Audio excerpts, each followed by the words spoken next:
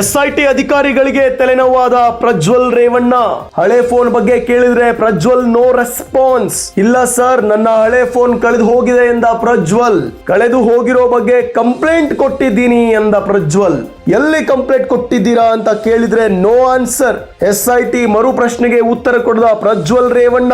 ನಾಟಕ ಮಾಡಬೇಡಿ ಎಂದು ಗರಂ ಆದ SIT ಅಧಿಕಾರಿ. ಇಲ್ಲ ಸರ್, ನಾನು ನಾಟಕ ಮಾಡುತ್ತಿಲ್ಲ ಎಂದು ಪ್ರಜ್ವಲ್ ಸಮಜಾಯಿಷಿ. ಪದೇ ಪದೇ ವಿಡಿಯೋದಲ್ಲಿ ಇರೋದು ನಾನಲ್ಲ ಎನ್ನುತ್ತಿರುವ ಪ್ರಜ್ವಲ್ ರೇವಣ್ಣ.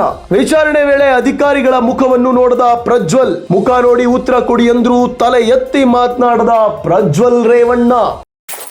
ಇನ್ನು ಪೆನ್ ಡ್ರೈವ್ ಪ್ರಕರಣ, ಪ್ರಜ್ವಲ್ ರೇವಣ್ಣ ಅವರು ತಲೆಮರೆಸ್ಕೊಂಡಿದ್ರು, ಪರಾರಿಯಾಗಿದ್ರು ಅನ್ನುವಂತಕ್ಕಂಥ ಸುದ್ದಿ ಇತ್ತು. ಇವಾಗ ಮತ್ತೆ ಬಂದಿದ್ದಾರೆ ಮ್ಯೂನಿಕ್ನಿಂದ, ಜರ್ಮನಿಯ ಮ್ಯೂನಿಕ್ನಿಂದ ಮರಳಿದ್ದಾರೆ ಪ್ರಜ್ವಲ್ ರೇವಣ್ಣ. SIT ಅವ್ರನ್ನ ಕಸ್ಟಡಿಗೆ ತಗೊಂಡಿದೆ, ವಿಚಾರಣೆ ಮಾಡುತ್ತೆ, ತನಿಖೆ ಮಾಡುತ್ತೆ. ಪ್ರಜ್ವಲ್ ರೇವಣ್ಣ ಅವ್ರ ಬಗ್ಗೆ ಹಲವಾರು ಪ್ರಶ್ನೆಗಳಿದಾವೆ, ಅದಕ್ಕೆಲ್ಲ ಉತ್ತರವನ್ನ ಕಂಡುಕೊಳ್ಬೇಕು SIT.